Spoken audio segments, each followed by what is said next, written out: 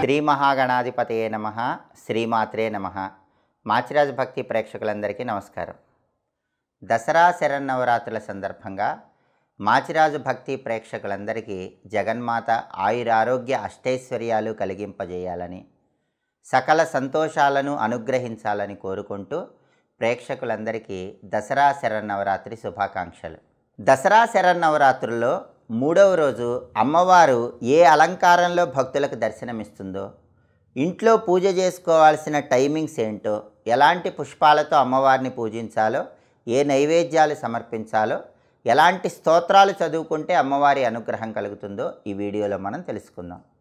దసరా శరన్నవరాత్రుల్లో 3వ రోజు జగన్మాత విజయవాడ టెంపుల్లో గాయత్రీదేవి అలంకారంలో భక్తులందరికీ దర్శనమిస్తుంది.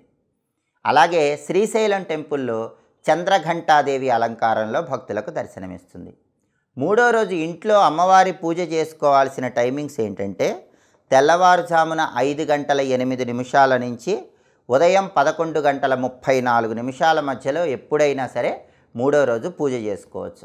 అలాగే సాయంకాలం పూట కూడా అమ్మవారి దగ్గర దీపం పెట్టాలి. సాయంకాలం దీపం పెట్టి పూజ చేసుకోవాల్సిన టైమింగ్స్ ఏంటంటే, 3వ రోజు సాయంకాలం 5:09 నుంచి 6:39 మధ్యలో సాయంకాలం పూజ గదిలో దీపం పెట్టుకోండి. ఈ టైమింగ్లో దీపం పెట్టుకుంటే అమ్మవారి అనుగ్రహం తొందరగా కలుగుతుంది.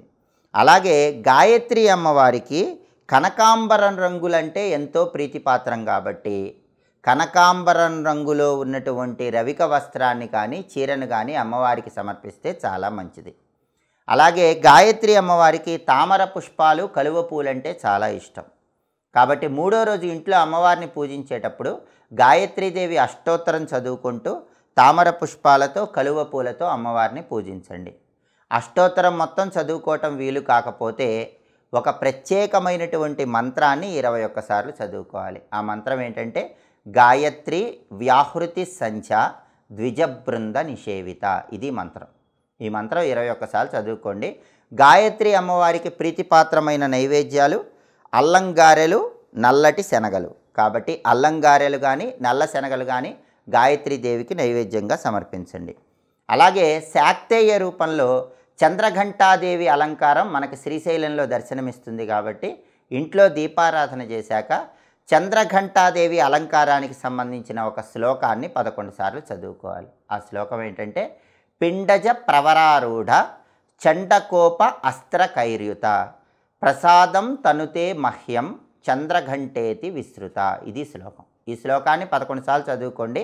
చంద్రఘంటాదేవికి ప్రియమైన నైవేద్యం కొబ్బరన్నం కాబట్టి 3వ రోజు కొబ్బరన్నం కూడా అమ్మవారికి నైవేద్యంగా సమర్పించుకోవచ్చు. కాబట్టి శ్రీశైలం అలంకారంలో ఉన్న గాయత్రీదేవి అనుగ్రహం కలగటానికి గాయత్రి వ్యాహృతి సంధ్య ద్విజబృంద నిషేవిత అనే మంత్రాన్ని 21 సార్లు ఇంట్లో దీపారాధన చేశాక చదువుకోండి. శ్రీశైలం అలంకారం చంద్రఘంటాదేవి అలంకారం కాబట్టి ఆ అమ్మవారి అనుగ్రహం కోసం దీపారాధన చేశాక పిండజ ప్రవరారూఢ చండకోప అస్త్రకైర్యుత ప్రసాదం తనుతే మహ్యం చంద్రఘంటేతి విస్తృత అనే శ్లోకాన్ని 11 సార్లు చదువుకోండి. ఇలా 3వ రోజు పూజ చేస్తే అమ్మవారి అనుగ్రహం తొందరగా కలుగుతుంది. ఇలా దసరా శరన్నవరాత్రుల్లో ఒక్కొక్క రోజు అలంకారానికి సంబంధించిన మంత్రాన్ని కానీ, అలంకారానికి సంబంధించిన శ్లోకాన్ని కానీ ఇంట్లో దీపారాధన చేశాక చదువుకొని ప్రతిరోజు ఆ రోజుకు సంబంధించినటువంటి అలంకారంలో ఉన్న అమ్మవారికి ప్రియమైన పుష్పాలతో పూజ చేయటం, ఆ రోజుకు సంబంధించిన నైవేద్యాలు సమర్పించటం ద్వారా నిత్య జీవితంలో ఆర్థిక, ఆరోగ్య, కుటుంబ సమస్యల నుంచి సులభంగా బయటపడవచ్చు.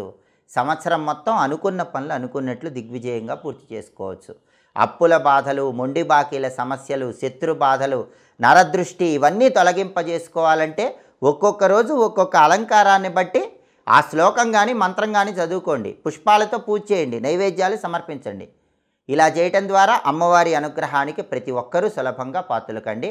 మరొక్కసారి మాచిరాజు భక్తి ప్రేక్షకులందరికీ దసరా శరన్నవరాత్రి పర్వదిన శుభాకాంక్షలు తెలియజేస్తూ, మా వీడియోస్ మీకు నచ్చినట్లయితే మా ఛానల్ని లైక్ చేయండి, కామెంట్ చేయండి. మా ఛానల్ వీడియోస్ 10 మంది మిత్రులకు షేర్ చేయండి. మా ఛానల్ని సబ్స్క్రైబ్ చేసుకోండి. పక్కనున్న బెల్ సింబల్ నొక్కటం మాత్రం మర్చిపోకండి. సర్వే జనాః సుఖినో భవంతు. స్వస్తి.